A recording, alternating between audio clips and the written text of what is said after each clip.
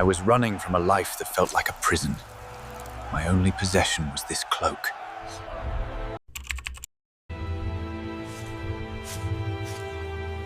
They think I took you. My choice was you. On the eve of her wedding to a man she despised, Lady Elara of Silverwood looked not at her lavish trousseau, but at the distant wild forests beyond her window. Freedom was a concept, a dream about to be extinguished by a political alliance. Meanwhile, in the murky depths of the Whispering Wood, a man ran. Sir Kaelen, once a decorated knight of the realm, was now a fugitive. His honor stripped from him by a lie, his only possession the sword he refused to abandon. With the moon as her only witness, Elara made her choice. She shed her silks for sturdy traveling clothes. Her one indulgence, the fine crimson cloak her mother had given her, a splash of color against a world about to turn grey. I never thought it would come to this. Kaelen found a moment's shelter in a forgotten hunter's lodge. As he tended to his wound, the memory of the betrayal flashed in his mind, the false accusation, the contempt in the king's eyes. His jaw tightened with a vow to clear his name. Fate, it seemed, had a sense of irony. At a muddy crossroads, just as dawn broke, two paths of desperation converged. Elara, hesitating over which fork to take, heard the thunder of hooves. Her father's guards had discovered her escape. I am Elara, daughter of House Thorn. From a distance, Kaelen heard their voices and entered the woods after some time. From the tree line, Kaelen watched the scene unfold. He saw no princess, only a young woman in peril, cornered by armed men. An old instinct, the ghost of his honor, flared to life. Kaelen moved with a lethal grace that spoke of a lifetime of training, disarming the guards with a single fluid motion. The stranger growled. Get behind me! Elara, with no other choice, obeyed. She saw the raw power in his movements, the dangerous efficiency with which he held the guards at bay. Kaelen created an opening, not to fight, but to flee. He grabbed Elara's hand, his grip like iron, and pulled her off the road and into the concealment of the forest, leaving the confused guards in their wake. When they finally stopped, breathless in a secluded glen, the reality of their situation set in. They were two strangers, bound only by shared desperation. I am Elara. "I am Elara," she said, her voice steady despite her fear. Kaelen. "Kaelen," he replied, his tone guarded. As night fell, they huddled under a rocky overhang. Elara shared her bread and cheese. Kaelen kept watch. You should try to rest. I cannot. His posture rigid. The crimson of her cloak was the only vibrant thing in the dark, a banner of her defiance. They learned they were both hunted. We must reach Alderwyn. Elara by her family and her betrothed, Lord Valerius. Kaelen by the entire kingdom. The pursuit quickens. Their only hope lay in reaching the free city of Alderwyn, a journey of weeks through perilous lands. Hold it firm, but not too tight.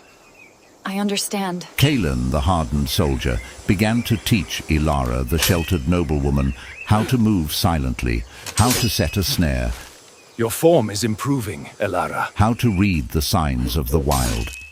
She was a quick and willing student, her pride swallowed by her will to live. Your skill has grown, Lady Elara. Their path was blocked by a swollen, raging river. With no other option, Kaelen carried her across. The cold water tugged at them, but his grip was unbreakable. For the first time, Elara felt not fear in his presence, but security. One evening, Elara asked him why he ran. Haltingly, he told her of the framed treason. They framed me for treason. My closest friend, he betrayed me. My family, my home, everything was taken from me. The friend who betrayed him. The raw pain in his voice mirrored her own feeling of being a pawn in her family's game. That night, as a cold wind blew, Elara, without a word, spread her crimson cloak over both of them as they slept. It was a simple act, but it felt like a truce, forged in something deeper than necessity. Stay back. In the high mountain passes, they were ambushed by bandits. Kaelen fought with controlled fury, but Elara did not cower. She used the lessons he taught her, disarming one man with a clever twist of her wrist. After the fight, Kaelen had a gash on his arm. Elara tore a strip from her white underskirt to bind it, her touch gentle and sure. You fight well, my lady. "You fight well, my lady," he said, his voice low. And you bleed recklessly, Sir Knight. "And you bleed recklessly, Sir Knight," she replied, a teasing glint in her eye. Risking discovery, they slipped into a small village during a harvest festival. For a few hours, they were not a runaway and a fugitive, but just a man and a woman sharing spiced wine and dancing to a rustic tune under the lantern lights. Hidden in a quiet alley, breathless from the dance and the proximity, they stood close. His hand was on her waist, hers on his shoulder. Their eyes met, and the air grew still. The moment stretched, filled with unspoken longing, before the shout of a city guard shattered the illusion. The next day they saw it, a bounty poster nailed to a tree. It featured a stark likeness of Kaelen, and below, in smaller print, "For the abduction of Lady Elara of Silverwood. Reward for his head, reward for her safe return." They think you took me. "They think you took me," Elara whispered, the injustice of it a physical blow. The world saw him as her captor, not her savior. The carefully built trust between them threatened to crumble under the weight of this false narrative. You should go back. "You should go back," Kaelen said, his voice hollow. With me, you are a fugitive. Without me, you are a rescued damsel. Your life can return to normal. Elara looked at him, her emerald eyes blazing. That was never a life. It was a gilded cage. Elara steps forward, forcing him to look at her. My choice was you. "My choice was you," she says, her voice trembling but firm. I've always wanted to see the stars like this. Under the canopy of stars she once loved from her balcony, she confessed it all. Not just the escape, but the loneliness, the feeling of being a commodity. I was not a knight worthy of protecting anything, let alone your heart. And he confessed his fear that he was not a knight worthy of protecting anything, let alone her heart. This time, there was no one to interrupt them. The kiss was not one of stolen festival passion, but of profound, hard-won connection. It was soft and desperate, a promise made without words, a balm on both their wounded souls. The gate is not far now. Good. Finally, the spires of Alderwyn rose before them, the city of freedom, but their triumph was short-lived. Waiting just outside the gates was Lord Valerius, Elara's betrothed, flanked by a dozen of his personal guards. Elara, my dear, come home, and you, traitor, surrender and I'll make your hanging quick. The king's warrant for the kidnapper of my bride. Elara did not hide behind Kaelen. She stepped forward, shedding the role of the victim for good. You are mistaken, my lord. "You are mistaken, my lord," she declared, her voice ringing clear. I am no one's bride. I am a free woman, and this man is under my protection. Kaelen drew his sword, the steel singing in the tense air.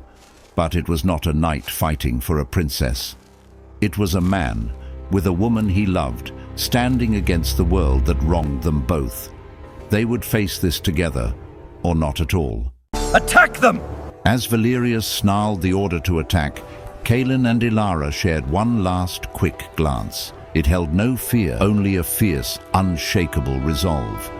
Their vow was not spoken in a throne room, but forged on a road of hardship, and it was stronger than any steel. You die for touching what is mine. Seeing his men falter against the indomitable pair, Valerius drew his own ornate sword and charged Kaelen. "You die for touching what is mine," he screamed. Their duel was a contrast of styles. Valerius's flashy, arrogant strikes against Kaelen's efficient, battle-hardened precision. As the duel raged, the commotion had drawn the attention of Alderwyn's city watch and a crowd of citizens. They watched the unjust fight, 2 against a dozen, and saw the truth. These were not villains, but victims of a tyrant's pride. Stop! Now! Valerius, in a final desperate move, tried to tackle Kaelen to the ground. As they struggled, Elara saw her chance. She didn't stab him. Instead, she brought the hilt of her dagger down on the back of Valerius's head with all her strength. He crumpled to the mud, unconscious. I am no one's property. I came here of my own free will. And this man is my protector and my choice. The free city of Alderwyn recognizes no noble's warrant for a crime that clearly never happened. You are under the city's protection. I vow to stand with you, not as a knight to a lady, but as a man to the woman who gave him back his life. In a small, sun-dappled courtyard within Alderwyn's walls, the silence was finally their own. The sounds of the free city were a symphony around them. Kaelen turned to Elara, taking both her hands in his. There was no king, no court, only them. And I vow to stand with you, not as a lady to her protector, but as a partner in whatever future we build, she says. Beyond the walls, the city of Alderwyn thrives.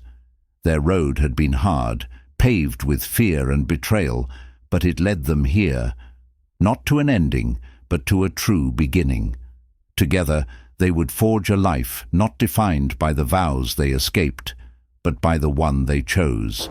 And so, the road ended for Kaelen and Elara, but their life together was just beginning. Their story reminds us that courage isn't the absence of fear, but the choice to run toward a better future, and that sometimes the greatest love stories are found not in castles, but on the path to freedom. If you've enjoyed watching until now, I hope you liked the video. Don't forget to like, share, and subscribe to Amora Stories so you'll never miss an update.